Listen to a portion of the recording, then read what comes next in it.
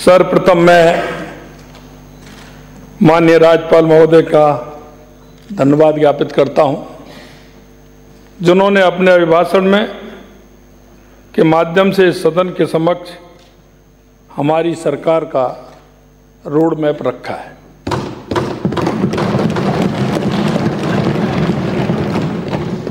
इसके बाद मैं उन सभी माननीय सदस्यों को धन्यवाद देना चाहता हूं, जिन्होंने महामहिम राज्यपाल जी के अभिभाषण पर चर्चा में हिस्सा लिया है और लोकतंत्र के इस मंदिर को सारगर्भित किया है। मैं राजस्थान की जनता को भी धन्यवाद देना चाहता हूं, जिन्होंने हमारी सरकार को बहुमत देकर हमें सेवा का अवसर दिया है।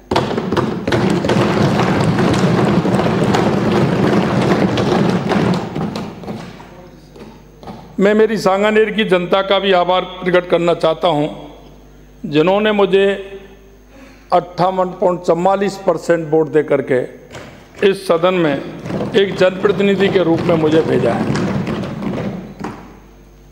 मैं माननीय अध्यक्ष महोदय जी का भी आभार प्रकट करना चाहता हूं, जो सदन का संचालन प्रभावी रूप से आप कर रहे हैं। माननीय, मैं आज राष्ट्रपिता महात्मा गांधी जी को भी प्रणाम करता हूं, नमन करता हूं।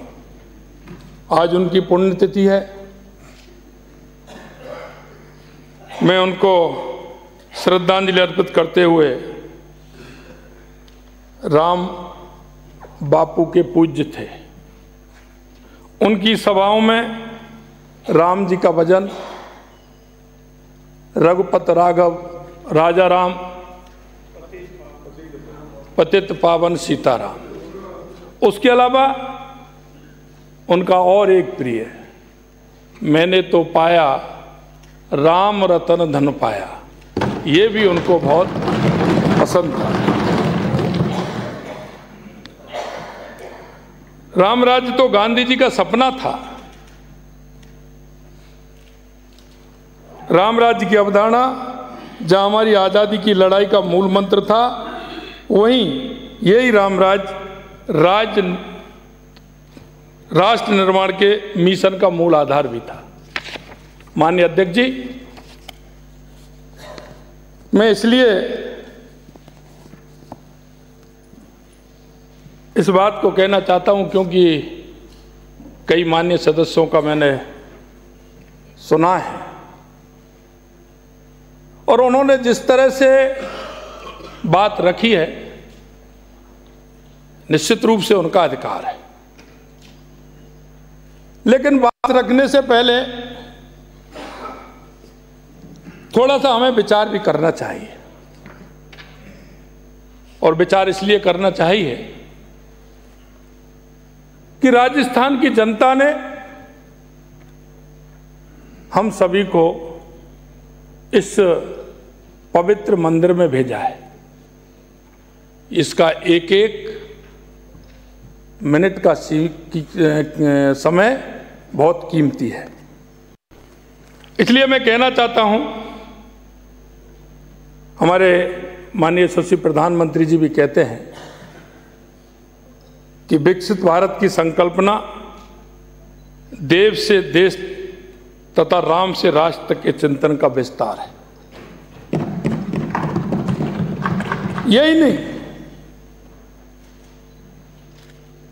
हमारे संविधान के निर्माता बाबा साहब भीमराव अंबेडकर जी ने भी संविधान की मूल प्रति के भाग 3 में अगर आप देखोगे तो भगवान राम, माता सीता और लक्ष्मण जी का भी उसमें सेक्टर 3 ही मैं कह रहा हूं, चैप्टर 3 ही कह रहा हूं, उसमें बहुत अच्छा सुंदर चित्रण है। मैं आपको बताना चाहता हूं कि माननीय प्रधानमंत्री श्री नरेंद्र मोदी जी का आभार भी व्यक्त करना चाहता हूं, जिन्होंने 500 साल की सनातन की प्रतीक्षा को पूरा किया। किसी राष्ट्र के इतिहास में कभी कभी ऐसे दुर्लभ क्षण भी आते हैं जब सदियों का इतिहास सेकंडों में सिमट जाता है।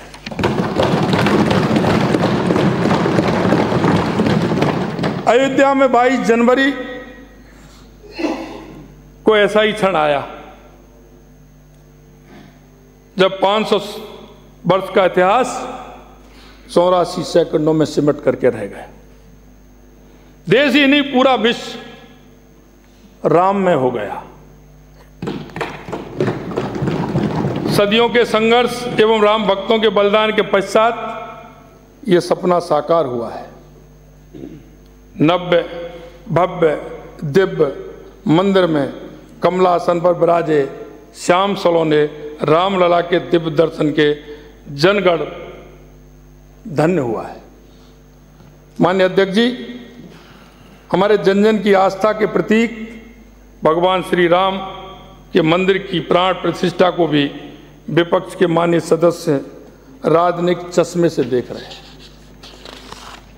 मैं आपसे निवेदन करना चाहता हूं कि हमारा दृष्टिकोण, हमारी दृष्टि, इसे हमने देखना होगा।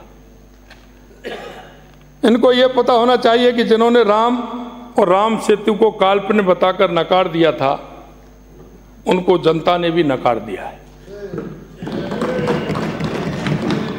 यही नहीं,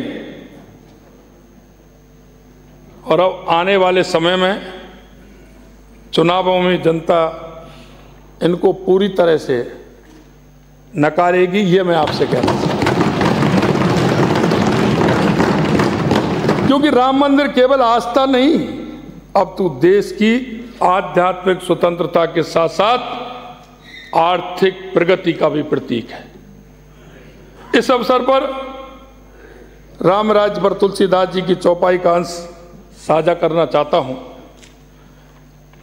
देहिक देविक भौतिक तापा, राम राज नहीं कहू व्यापा। इसका अर्थ सीधा सीधा है कि राम राज में किसी को शारीरिक, आध्यात्मिक, भौतिक परेशानी नहीं होती थी, सभी सुखी और प्रसन्न रहते थे। माननीय अध्यक्ष जी, मैं माननीय प्रतिपक्ष के नेताजी ने कुछ विषय महिला उत्पीड़न के बारे में कहे। माननीय अध्यक्ष जी, ये राजस्थान भक्ति की मूर्ति मीराबाई की धरती है। यह मां कालीबाई की शक्ति की भूमि है। यह त्याग और बलिदान की मूर्ति पन्नाधाय की भूमि है। यह पर्यावरण की रक्षा करते हुए अपने सिर कटवाने वाली मां अमृता देवी की धरती है।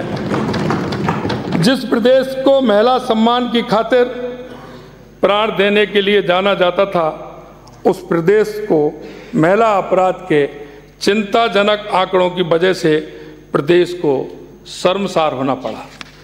शर्मसार ही नहीं, आप उठा लीजिए, देश के अंदर महिला अत्याचार के नंबर पर राजस्थान पहले नंबर पर था। जहां एक और हमारे देश के यशस्वी माननीय प्रधानमंत्री नरेंद्र मोदी जी नारी शक्ति बंधन अधिनियम से लोकसभा विधानसभाओं में 33% महिला आरक्षण देकर महिला सशक्तिकरण, माता बहनों का मान सम्मान बढ़ा रहे थे, वहीं दूसरी ओर हमारा प्रदेश महिला उत्पीड़न और अत्याचारों के शिखर को छू रहा था। यही नहीं, एनसीआरबी के आंकड़े चीख चीख कर कह रहे थे कि पूर्ववर्ती सरकार के समय राजस्थान महिला दुष्कर्म में लगातार देश में पहले पायदान पर बना रहा। सुबह से शाम होती थी, दर्जनों अबलाओं की इज्जत तार तार होती थी। माननीय अध्यक्ष जी, मैं एक बात कहना चाहता हूं, बार बार बात आती है अभिभाषण में मैं आपको कहना चाहता हूं, आप अपने आप को देखिए। यह सदन बड़ा पवित्र है, यह मंदिर है।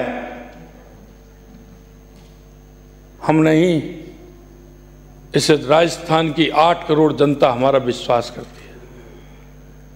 उन 8 करोड़ जनता के प्रतिनिधि के रूप में हम काम करते हैं। राजनीति में कई बार सच का सामना भी करना पड़ता है। जब हम राजनीति करते हैं तो आत्मविश्वास और हमको हमारे धड़े में तोलना होगा कि हमें राजनीति कैसे करनी है। राजनीति मूल्यों के आधार पर होती है। राजनीति के लिए तलवार की धार पर चलना होता है। राजनीति ऐसे नहीं होती कि मैं अगर कुछ कह दूं और उसकी पालना नहीं करूं, यह राजनीति का सबसे बड़ा दोष है। माननीय अध्यक्ष जी, दुख की बात यह है कि जब इस ओर सरकार का ध्यान आकर्षित किया गया तो सरकार के मुखिया ने यह कहकर हमें और शर्मसार किया कि महिला उत्पीड़न के ज्यादातर मामले झूठे होते हैं। इससे अपराधियों के हौसले बुलंद करने का काम किया। यही नहीं, पिछले साल चाहे जम्मा रामगढ़ की का महिला का आदेशाला सब मिलने की घटना हो या धरियावाद में विवाहित को निर्वस्त्र करने का मामला हो या भीलवाड़ा के कोटरी में बच्ची से गैंग रेप के बाद भट्टी में जलाने का दिल दहलाने वाला कृत्य हो। इसी प्रकार करौली में दलित युवती के साथ गैंग रेप हो, एसिड अटैक और उसके बाद कुएं में भी डाल दिया हो। इस कानून व्यवस्था को आप क्या कहेंगे? मैं आपसे यह कहना चाहता हूं। जब प्रदेश में कांग्रेस की सरकार आई तब महिला उत्पीड़न और महिलाओं के विरुद्ध अत्याचार बढ़े हैं। मैं जिक्र करना चाहता हूं वो अनुसूचित जाति की महिला भमरी देवी का। वो भी कांग्रेस के समय में ये काम हुए थे। जब भी कांग्रेस की सरकार आती है महिलाओं पर अत्याचार बढ़ता है। महिला दुष्कर्म में आवाज उठाने वाले अपने ही मंत्री को बर्खास्त तक कर दिया गया। अरे उसने ऐसा कौन सा गुनाह किया? इस सदन में बात उठाने का कोई भी अपनी बात उठा सकता है। अरे ऐसा क्या गुनाह कर दिया कि सुबह दोपहर में उसने बात उठाई और शाम को बर्खास्त कर दिया? ये कौन सा है? ये सदन की परंपरा है क्या? यही नहीं, गत कांग्रेस सरकार के मंत्री कहते थे, और वो भी सीनियर मंत्री, वो भी ये कहते हैं कि मैं मुख्यमंत्री थे थोड़ा सा, इतना ही कम। हम तो कहते थे कि आप और ज्यादा बन जाइए, लेकिन उनकी भाषा देखिए। ये राजस्थान मर्दों का प्रदेश है, ये शर्म आनी चाहिए ऐसे जनप्रतिनिधि को। इस तरह की भाषा राजस्थान के बारे में। और मुखिया जिसने थोड़ा सा कुछ सही बात कही तो उसको हटा दिया, मुखिया को ये बातें सुनाई नहीं दी। ये शर्म की बात है। हमारी प्राथमिकता मातृशक्ति के आत्मसम्मान व सुरक्षा को सुनिश्चित करना है। इस हेतु हमारी सरकार महिलाओं एवं बच्चियों को समुचित सुरक्षा प्रदान कर उनका मान सम्मान बनाए रखने का काम करेगी। इसके लिए हमारी सरकार ने संकल्प लिया है कि माता बहनों के लिए राजस्थान को देश का सर्वाधिक सुरक्षित प्रदेश बनाएंगे। सभी प्रमुख शहरों में एंटी रोमियो स्क्वाड के गठन को प्रभावी रूप से लागू किया जाएगा। पुलिस बल में महिलाओं को भागीदारी बढ़ाने का प्रयास किया जाएगा। यही नहीं, माननीय अध्यक्ष जी अभी कह रहे थे कानून व्यवस्था। मैं कहना चाहता हूं कानून का राज कहने में और करने में बड़ा अंतर होता है। मैं भरतपुर में काम करता हूं। संभाग के कई विषय मेरे ध्यान में होते हैं। आज भी मुझे करौली की वो घटना याद है